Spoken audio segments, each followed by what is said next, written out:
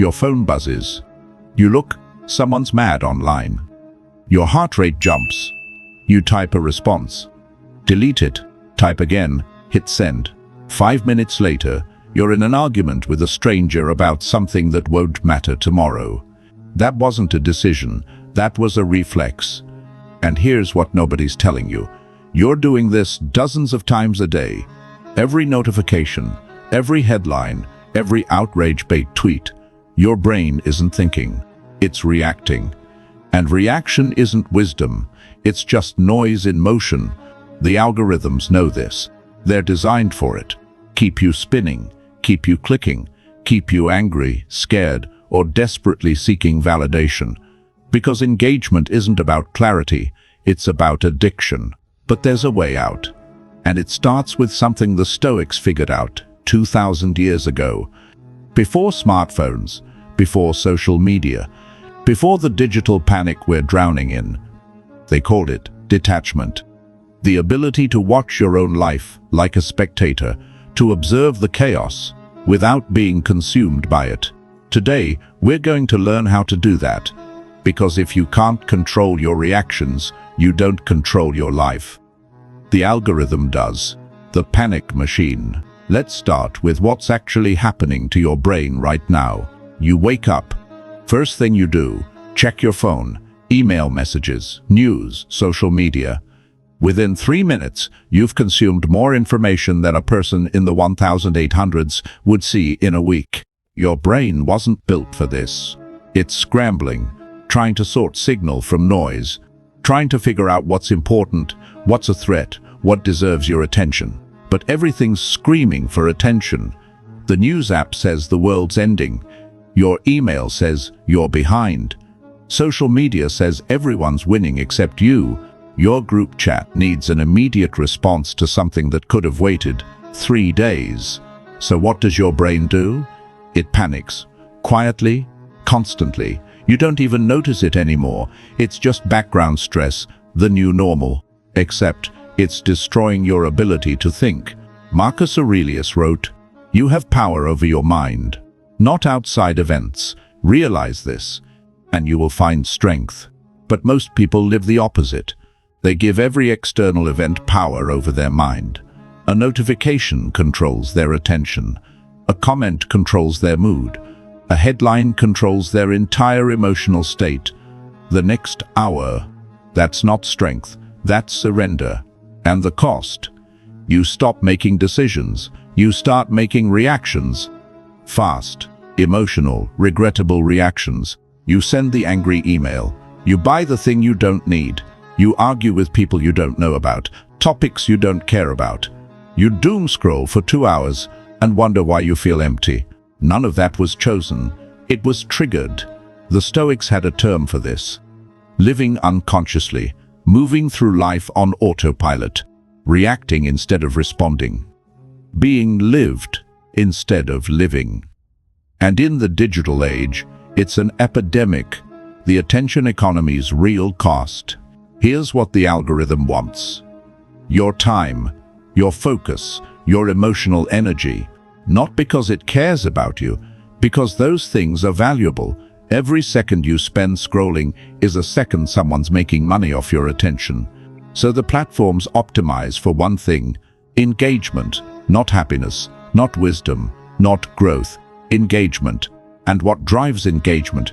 Emotion, specifically negative emotion. Anger, fear, outrage, envy. A Stanford study found that content triggering moral outrage spreads faster than anything else online, not by a little, by a lot. Tweets with moral emotional language get retweeted 20% more for every additional moral or emotional word. Translation: the angrier you get, the more you share. The more you share, the more others see.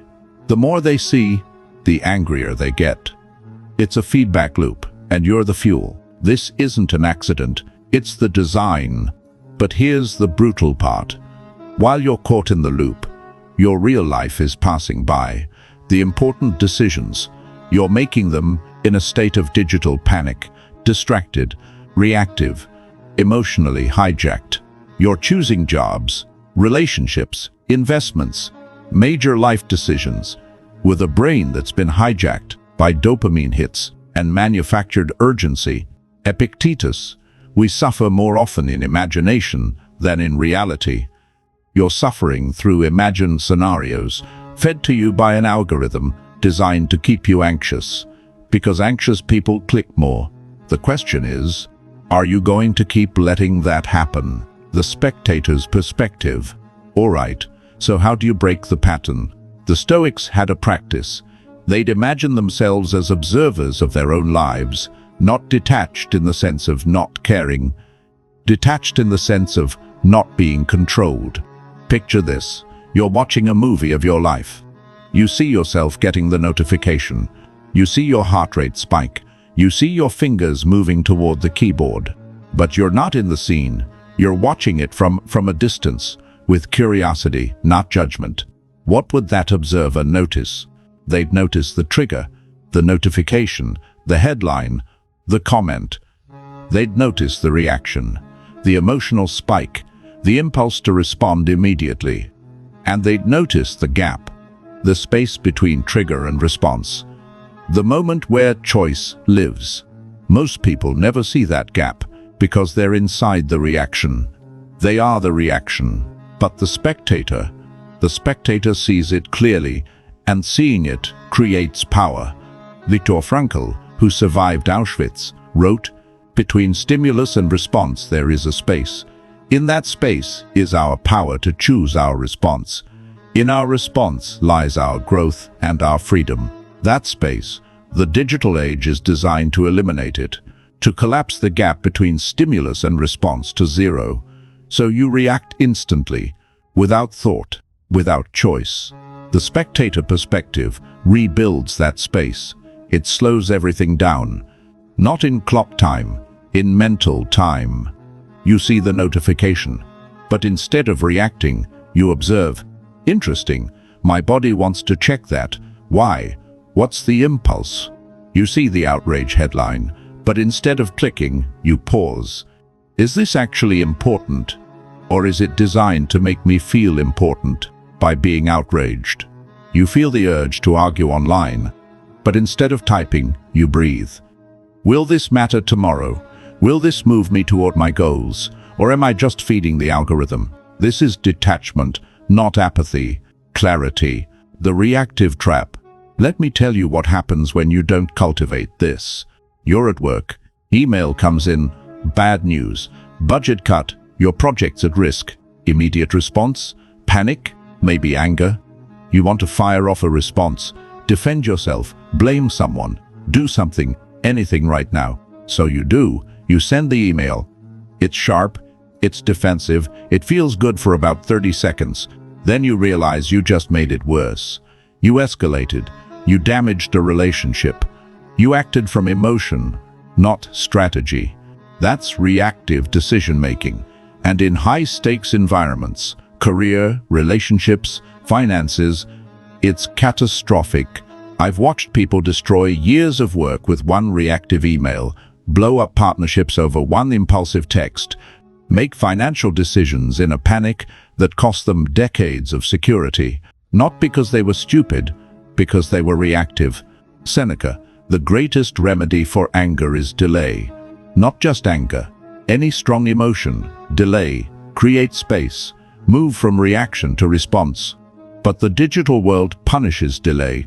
Respond now, limited time, breaking news. Everything's urgent. Everything demands immediate action, except it doesn't. Almost nothing actually requires an instant response. That's just the panic talking, the algorithm talking, not reality. The spectator sees this. They recognize the artificial urgency, and they refuse to play, building the practice. So how do you become the spectator? It's not mystical. It's a practice, daily, deliberate. Here's the framework. Morning, set the filter. Before you touch your phone, decide what matters today, not what's urgent, what matters. Write down 3 things. Could be work goals, could be relationship priorities, could be personal growth. These become your filter. Everything else, noise, When the day throws chaos at you, and it will, you have a reference point. Does this serve one of my 3 priorities? No. Then it's noise. Marcus Aurelius did this every morning, not because he had free time, but because he was the emperor of Rome. Chaos was his default. The filter was survival. Notice the gap. This is the hard part. When the trigger hits, notification, email, comment, pause. Just for 3 seconds. Count them if you have to. In those 3 seconds, ask, am I reacting or responding? Reacting is automatic, emotional, fast. Responding is intentional, strategic, aligned with your values. Most of the time, you'll catch yourself mid-reaction. That's fine. The awareness is the point. Over time, the gap gets wider. You get faster at catching yourself. Evening, review the film. End your day like a film critic. Watch the replay. Where did you react? Where did you respond? What triggered you? What pattern keeps showing up? Don't judge it. Just observe it. Write it down if that helps. Epictetus. Don't explain your philosophy. Embody it. You're not trying to be perfect. You're trying to be aware. Awareness precedes change, always. The high-stakes test. Here's where the spectator mindset proves itself. In crisis, you get devastating news. Job loss, relationship ending, health scare. The kind of thing that makes your brain shut down and your emotions take over. Everyone around you is panicking, giving advice, telling you what to do. Your phone's blowing up. You're expected to make decisions fast. This is where most people crumble. They make panic-driven choices they regret for years. But the spectator steps back. They see the crisis. They feel the emotion, but they don't become the emotion. They ask, what are the facts? Not the fears, not the assumptions, just the facts. They filter the noise. Half the urgent input is people projecting their own anxiety. Not helpful. Ignore it. They slow down. I don't need to decide right now. I need to think clearly. Then decide. This isn't cold. It's smart. I've seen this play out.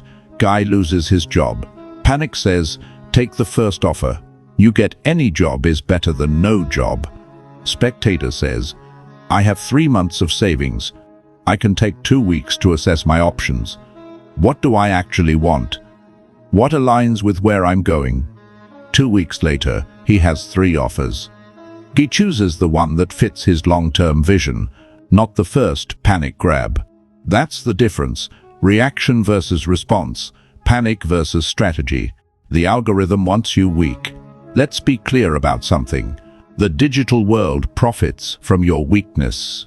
Weak attention span, more ads. Weak impulse control, more purchases. Weak emotional regulation, more engagement. You being strong, clear-minded, disciplined, strategic, that's bad for business. So the entire ecosystem is designed to keep you weak, distracted, reactive, emotionally volatile. The notifications are designed to interrupt. The feeds are designed to be endless. The content is designed to trigger. And it works. Average person checks their phone 96 times a day. That's once every 10 minutes during waking hours. Each check fragments your attention. Each interruption costs you cognitive energy. Each emotional spike drains your willpower. By the end of the day, you're exhausted, and you haven't done anything meaningful. The Stoics called this living against nature. Your nature is to focus, to think deeply, to make deliberate choices. The digital world forces you to skim, to react, to choose, impulsively. And most people accept this. They think it's just how life is now. Fast, fragmented, overwhelming. But it's not. It's a choice. And you can choose differently. Strategic clarity in a chaotic world. Here's what changes when you embrace the spectator mindset. You stop caring about 90% of what used to occupy your mental energy. Not because you're apathetic, but because you're strategic. That Twitter beef doesn't serve your goals. Ignore it. That news story, designed to outrage you, doesn't affect your actual life. Let it go. That group chat blowing up about something trivial, mute it. You become ruthless with your attention because you realize attention is your most valuable resource and you've been giving it away for free. Your decisions improve dramatically because you're not deciding from a state of digital panic. You're deciding from clarity. You've filtered the noise. You've identified what actually matters. And you're acting on that. Your relationships improve because you're present, not half listening while checking your phone. Actually, there, your work improves because you're thinking deeply instead of context switching every 2 minutes. Your mental health improves because you're not riding the emotional roller coaster of algorithmic manipulation. This isn't theory. This is what happens when you reclaim your mind from the machine. The long game. The spectator mindset isn't a hack. It's a practice. You don't master it in a week. But here's what happens over time. Month 1, you start noticing when you're reactive. That's it. Just noticing. Don't expect perfection. Month 3, you catch yourself mid-reaction. You pause more often. You make fewer impulsive decisions. Month 6, the gap between trigger and response is automatic. You're calm in situations that used to send you spiraling. Month 12, you look back and realize you're living differently. Your choices align with your values. Your time goes to what matters. Your mind is yours again. This is the Stoic path. Slow, deliberate, focused on what you control. You don't control the algorithm. You don't control the news cycle. You don't control what other people do. But you control your response. And that's everything. Marcus Aurelius.